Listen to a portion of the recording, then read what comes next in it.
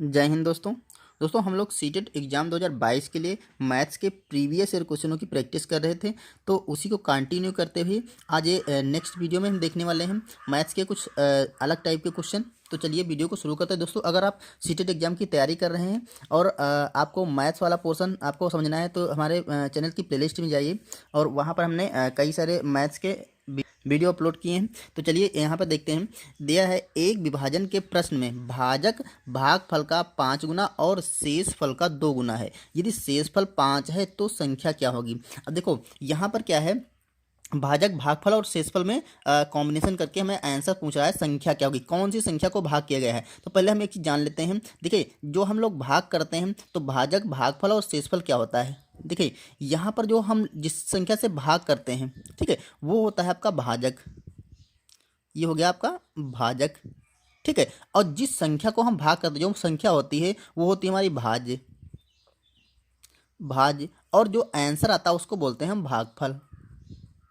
तो ये हो गया हमारा भागफल। और जो नीचे हम यहाँ पर कैलकुलेशन करने का जो नीचे शेषफल बचता है तो यहाँ पर होता है शेषफल, ठीक है।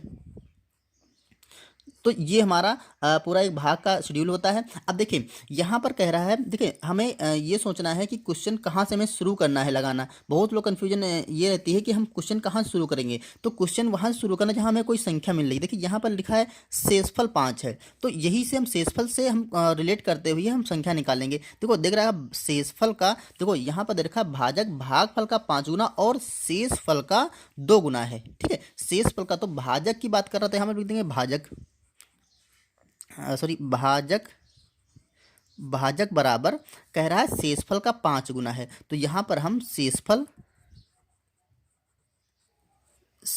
का 2 गुना है। तो शेषफल का कितना है 2 गुना, और शेषफल दे रखा 5, तो यहाँ पर हम लिख देंगे 5 गुणा 2, तो ये हो जाएगा आपका 10। तो जो भाजक आ गया वो आ गया 10। अब देखिए यहाँ पर उन्होंने कहा है कि भागफल का 5 गुना है, भाजक भागफल का 5 गुना है। तो जो भागफल, देखिए यहाँ पर लिख सकते हैं हम भागफल बराबर देखिए भाजक जो है भागफल का 5 गुना है, तो भाजक को अगर हम 5 से गुणा कर दें तो हमारा भाजक आ जाएगा। तो ये हो जाएगा भाजक। अब हम ये क्यों लगाते हैं अभी आपको क्लियर हो जाएगा कि हम इसे क्यों निकालते हैं। यहाँ से हम भागफल निकाल सकते हैं ना। देखिए यहाँ पर भागफल निकल आएगा, भागफल बराबर भाजक जो होगा उसको 5 से डिवाइड कर देंगे क्योंकि 5 है मल्टीप्लाई में। तो ये देखिए 10 निकाला था हमने, भाजक 10 निकाला था, तो 10/5 हो जाएगा, तो ये काट जाएगा, तो ये बचेगा 2। अब देखिए संख्या क्या होती है, आपने एक फार्मूला पहले पढ़ा होगा, भाज्य बराबर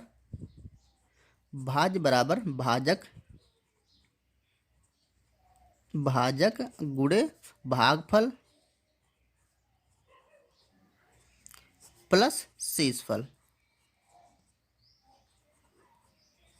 ये होता है हमारा फार्मूला, ठीक है। तो इसी में हम मान रखते हैं, हमारा आंसर निकल आएगा। तो देखो भाज्य क्या होती है, वही संख्या होती है, तो यहाँ पर रख देते हैं भाज्य। और भाजक कितना है आपका, भाजक दे रखा है, यहाँ 10 निकाला था हमने, तो यहाँ पर हम लिख देंगे 10 भाजक गुणे भागफल आपका है 2, 10 गुणे 2 प्लस शेषफल कितना है, शेषफल मैंने देखा था शेषफल 5 है, क्लियर नहीं, हाँ देखो ये शेषफल 5 है, ठीक है। तो शेषफल यहाँ पे 5 है, तो इसी को हम कैलकुलेट कर लेते हैं। तो ये क्या होगा 10 दूना 20 और 5 25, तो ये हो गया आपका 25। तो यही हमारा आंसर संख्या ही पहुंच रहा था। तो देखिए ऑप्शन में 25 कहाँ पे है, ये देखिए ऑप्शन में 25 सी नंबर पे है। ओके, तो चलिए नेक्स्ट क्वेश्चन करते हैं दोस्तों। अगर आपको पुराने वीडियो देखना है तो लिंक इस वीडियो के डिस्क्रिप्शन बॉक्स में आपको मिल जाएगा, आप वहाँ से देख सकते हैं। देखिए 5 क्रमागत संख्याओं का योग, यहाँ पर योगा लिखा गया है, 5 क्रमागत संख्याओं का योग 20 है, तो प्रथम 3 क्रमागत संख्याओं का योग क्या होगा। आप कभी भी दोस्तों याद रखिए क्रमागत अगर संख्याओं को मानना होगा, ठीक है। तो हम कैसे मानेंगे, देखिए हमें संख्या तो नहीं पता है लेकिन उनका योग दे रखा है, योग उनका 20 है। तो अब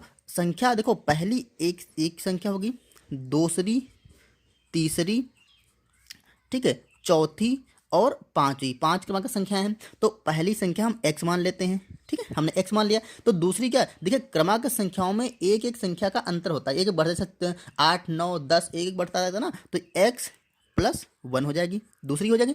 तीसरी क्या हो जाएगा, x प्लस 2 हो जाएगी, ठीक है। इसमें हम एक जोड़ेंगे 2 जोड़ेंगे तो तीसरी निकल आएगी। तो यहाँ पर इसी तरह से हम x प्लस 4 और x प्लस 5 ये क्रमागत संख्या मान लेंगे। अब उसने कहा है इनका योग दे रखा है 20, तो इनका हम सबका योग कर देंगे। हमने क्या कर दिया, इनको जोड़ दिया, सबको योग कर दिया हमने, पांचों संख्याओं को जोड़ दिया, तो ये आपका आ गया 20। क्लियर। अब यहाँ से हम x का मान निकाल लेंगे, सारी संख्या निकल आएंगी, लेकिन उसने कहा है तीन क्रमागत संख्याओं का योग, तो हम तीन क्रमागत संख्याओं का प्रथम तीन, मतलब जो इसमें है वो प्रथम तीन क्रमागत संख्या है, तो ये संख्या को जोड़ लेंगे, हमारा आंसर आ जाएगा। तो देखो इनको जोड़ लीजिए, देखो यहाँ पर एक एक्स है, एक एक्स यहाँ पे है, एक एक्स यहाँ पे, एक्स देख लीजिए कितने हैं, 1 2 3 4 5, तो ये हो जाएगा आपका 5x, एक्स की संख्या 5 है, और प्लस देखिए अंकों की संख्या कितना है, यहाँ पर एक, यहाँ पर दो, एक तीन, तीन और चार तीन 7 और 7 5 12, तो यहाँ पर हो जाएगा आपका 12। ठीक है, देखिए 5 4 9 9 2 11 1 12, तो ये 12 बराबर आपका हो गया 20। दोस्तों यहाँ पर थोड़ी सी मिस्टेक हुई, हम देखें x प्लस 1 किया, x प्लस 2 किया, x प्लस यहाँ पे 3 करना पड़ेगा। ठीक है, x प्लस 3 और x प्लस यहाँ पे 4 करना पड़ेगा। क्लियर। तो अब हम जोड़ेंगे तो 4 और 3 7 और 7 2 9 और 9 1 10। ठीक है, तो यहाँ पर 10 आएगा। क्लियर दोस्तों, ऐसी गलतियाँ हो जाती हैं। तो देखिए 10 यहाँ पे आएगा, x की संख्या तो 5 ही बढ़ेगी। ठीक, अब देखिए 5x बराबर हो जाएगा आपका 20, और ये 10 इधर जाएगा तो माइनस का हो जाएगा, तो ये आपका हो जाएगा 10। ठीक है, तो यहाँ से हम x का मान निकाल सकते हैं 10 बटा 5, 5 से काटेंगे 5 दूना, तो x बराबर आपका आ जाएगा 2। ठीक है, x बराबर जैसे ही 2 आया तो उसने कहा था प्रथम तीन संख्याओं का योग क्या होगा, तो प्रथम तीन संख्याओं का हम योग निकाल सकते हैं। देखो यहाँ पर आ जाएगा 2 आ जाएगा, x की जगह 2 रख देंगे। ठीक है, प्लस x प्लस 1 है, तो यानी कि 2 प्लस 1 यहाँ पर 3 हो जाएगा, प्लस x प्लस 2 है, तो यहाँ पर 2 2 4 हो जाएगा। अब देखो ये जोड़ लेंगे तो 4 और 3 7 और 7 2 9, तो इस तरह से हमारी प्रथम जो तीन संख्याएं हैं, ठीक है, ये वाली इनका योग क्या हो गया, 9 हो गया। तो ऑप्शन नंबर हम बी लगा सकते हैं। ओके, यहाँ पर ध्यान दीजिएगा, यहाँ पर ए देखिए, यहाँ पर x होगा, यहाँ पर 1 जोड़ेंगे तो यहाँ पर 2 जोड़ेंगे, क्योंकि क्रमागत है ना, तो यहाँ पर हम 3 जोड़ेंगे। ठीक है, और यहाँ पर हम 4 जोड़ेंगे। ओके, अब बाकी क्लियर हो गया होगा। अब आइए अगला क्वेश्चन करते हैं। देखो यहाँ पे देखा है, एक वर्ग के रूप में तार 144 सेंटीमीटर स्क्वायर, ठीक है, का क्षेत्रफल घेरती है। ठीक, यदि इसी तार को एक आयत के रूप में मोड़ा जाए तो इसकी लंबाई 16 सेंटीमीटर हो तो कितना क्षेत्रफल घेरा जाएगा। ठीक है, देखो ऐसा बोल रहा है कि पहले एक तार होगा, जो तार होगा वो एक वर्ग के रूप में, ऐसा था, हमने तार को मोड़ करके एक वर्ग बना लिया। ठीक है, और कह रहा है जिसका क्षेत्रफल जो है, ये वाला एरिया जो इसका है वो है आपका 144। क्लियर। तो अब उसी तार को खोल करके एक आयत बनाया जाता है, जैसे एक इसी तार को खोल करके एक आयत बनाया गया इस टाइप से कुछ। ठीक है, ऐसे करके आयत बनाया गया, जिसकी कह रहा था लंबाई 16 सेंटीमीटर है, जो तार बनाया गया उसकी लंबाई 16 सेंटीमीटर है। तो कह रहा था इसका क्षेत्रफल निकालने के लिए बोल रहा है। ठीक है, ये बात क्लियर हो गई। तो देखिए हम क्या करेंगे, यहाँ से पहले हम इस तार का जो कॉमन दोनों में क्या है, जो तार की लंबाई है वही कॉमन है। देखो ये यहाँ से यहाँ तक, यहाँ से इसका जो परिमाप है, जिसको बोलते हैं हम परिमाप, वही तार की लंबाई होगी, वही कॉमन है दोनों में। तो तार की लंबाई तो सेम दोनों में ली गई ना, एरिया अलग अलग घेरेगी, तो हम इसकी तार की लंबाई कैसे ज्ञात करेंगे। देखिए अगर हमें इसकी एक भुजा पता चल जाए तो इसकी चारों भुजाएं का योग होता है, 4 गुणे भुजा होता है परिमाप। ठीक है, तो हम परिमाप निकाल सकते हैं। अब भुजा कैसे निकलेगी, क्योंकि ये स्क्वायर दे रखा है, तो जो क्षेत्रफल होता है वर्ग का, ठीक है, वो होता है आपका भुजा स्क्वायर। तो ये बराबर 144 दे रखा है, क्षेत्रफल दे रखा है, तो हम भुजा स्क्वायर निकालिए, ये यहाँ से स्क्वायर हटेगा तो यहाँ से रूट लग जाएगा, तो ये आपका 12 आ जाएगा। ठीक है, 12 बराबर 140, तो भुजा आपकी 12 आ जाएगी, तो इसका परिमाप हम निकाल सकते हैं। तो परिमाप क्या हो जाएगा, परिमाप मतलब तार की लंबाई, तो वही जो तार की लंबाई निकलेगी 4 गुणे भुजा होता है। ठीक है, तो यहाँ पर 12 रख देंगे, तो ये हमारा निकल आएगा 12 चौक 48, तो ये 48 जो भी दे रखा होगा, क्या सेंटीमीटर दे रखा, तो यह 48 सेंटीमीटर इसका परिमाप निकल आएगा। तो यही परिमाप 48 सेंटीमीटर के बराबर होगा।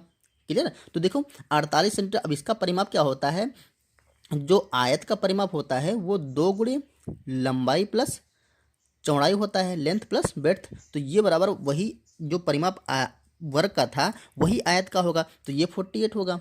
ठीक है, यहाँ से हम देखिए लंबाई तो दे रखी, चौड़ाई यहाँ से निकाल लेंगे, क्योंकि जो क्षेत्रफल निकालना होता है वो लंबाई गुणे चौड़ाई होता है। ठीक, तो यहाँ से निकाल सकते हैं। तो देखो यहाँ पर यल की जगह हम 16 रख देंगे, प्लस बी बराबर ये 2 है, तो बराबर किधर जाएगा, तो 48 बटा हम 2 कर देंगे, तो ये 24 आ जाएगा। तो यहाँ से हम b निकाल सकते हैं, तो 24 से 16 घट जाएगा, इधर जाएगा, तो 24 से 16 घटा देंगे तो आपका बच जाएगा, देखिए यहाँ पर 24 माइनस 16, ये हो जाएगा आपका 10 देखो 16 4 20 और 4 24, ये 8 हो जाएगा। ठीक है, तो जो चौड़ाई निकल आएगी वो 8 निकल आएगी। अब आयत का जो क्षेत्रफल होता है, ठीक है, क्षेत्रफल होता है, क्षेत्रफल वो होता है आपका लंबाई गुणे चौड़ाई। ये होता है लंबाई गुणे चौड़ाई। तो लंबाई आपकी देखिए 16 दे रखी है और चौड़ाई आपकी 8 निकाला है। तो ये क्या होगा, 16 छक्का 96, 16 8 128। तो ये आपका 100 सॉरी यहाँ पर 128 सेंटीमीटर स्क्वायर आ जाएगा। क्लियर। तो यहाँ देखिए 128 सेंटीमीटर ऑप्शन सी दे रखा है, तो इस तरह से हम ऑप्शन सी लगा देंगे। ओके, आइए नेक्स्ट क्वेश्चन देखते हैं। आइए यहाँ पर देखते हैं, निम्नलिखित में से सबसे बड़ी भिन्न कौन सी। इनमें सबसे बड़ी भिन्न ज्ञात करना है। तो दोस्तों क्या करना, हम इसे या दो तरीके से कर सकते हैं, या तो इसको हम पॉइंट में चेंज कर दें सबको, फिर देख लें कौन सी बड़ी भिन्न है। ठीक है, उससे आसान तरीका है आपको इसको क्रॉस मल्टीप्लाई करके निकाल दें। देखो ऐसे क्रॉस मल्टीप्लाई करेंगे और अंश की हर इधर अंश की हर से मल्टीप्लाई करें। देखो तो ये हो जाएगा 5 चक्कू 20 और 6 तियाँ 18, ये हो गया 18। अब बड़ा कौन है, ये वाला बड़ा आया ना, जिसका अंश से मल्टीप्लाई किया, ये बड़ा आ गया। तो इस तरह से ये वाली संख्या क्या हो गई, छोटी हो गई, ये संख्या बड़ी हो गई। ठीक है, अब हम इसमें और इसमें जो बड़ी निकलती जाएगी उसमें कंपेयर करते जाएंगे। तो यहाँ पर हम 5/6 और 1/2 की मल्टीप्लाई करेंगे। तो यहाँ से ऐसे क्रॉस मल्टीप्लाई करेंगे। देखो तो ये 5 दूना 10 आ जाएगा और ये 6 कम 6 आएगा। फिर से यही संख्या बड़ी हो गई, ये संख्या क्या हो गई, छोटी हो गई। तो अब फिर से इसकी हम तीसरे नंबर संख्या वाली से मल्टीप्लाई करेंगे। तो 6 ये है 5/6 और ये है 2/3, इसको मल्टीप्लाई करिए। तो देखो क्रॉस मल्टीप्लाई करेंगे तो 5 तियाँ 15, इधर 15 जाएगा, 6 दूना 12। अब देखो ये वाली संख्या 12 आ गई और ये संख्या 15 आ गई, तो फिर से ये संख्या बड़ी हो गई। ठीक है, तो इसी संख्या की हम लास्ट वाली संख्या से मल्टीप्लाई करेंगे। तो क्या सही, 5/6 और ये 3/5। जो संख्या बड़ी निकलती जाए उसी को हम अगली संख्याओं से कंपेयर करते जाएंगे, निकाला जाता है। देखो 25 हो जाएगा और 6 तियाँ 18 हो जाएगा, तो फिर से यही बड़ी हो गई। तो इस तरह से ये जो संख्या 5/6 है, ये इन सब में क्या है, बड़ी है। तो ऑप्शन देखिए 5/6 ए वाला दे रखा है। तो इस तरह से हम ऑप्शन निकाल सकते हैं। अगर दोस्तों इसको पॉइंट में बदलेंगे तो काफ़ी हमारा टाइम लग जाएगा। ठीक है, तो इस तरह से थोड़े आसानी से हम कर सकते हैं। आइए अगला क्वेश्चन करते हैं। यहाँ पर देखिए 8 की पावर 2 तथा 2 की पावर 8 में कौन बड़ा है। अब देखो ये ऐसा क्वेश्चन है, घातांक वाला है, तो क्या करेंगे हम 8 की पावर सिंपल सा इसको सॉल्व कर लेंगे। 8 की पावर हम 2 कर देंगे, तो ये बराबर हो जाएगा 8 गुणा 8, ये बराबर 8 टाइम 64, तो ये हो जाएगा 64। अब हम इसको देखते हैं, 2 की पावर 8, तो इसको लगते हैं, तो ये 2 को हम 8 बार गुणा कर लेंगे। तो 2 फिर मल्टीप्लाई बाय 2 फिर 2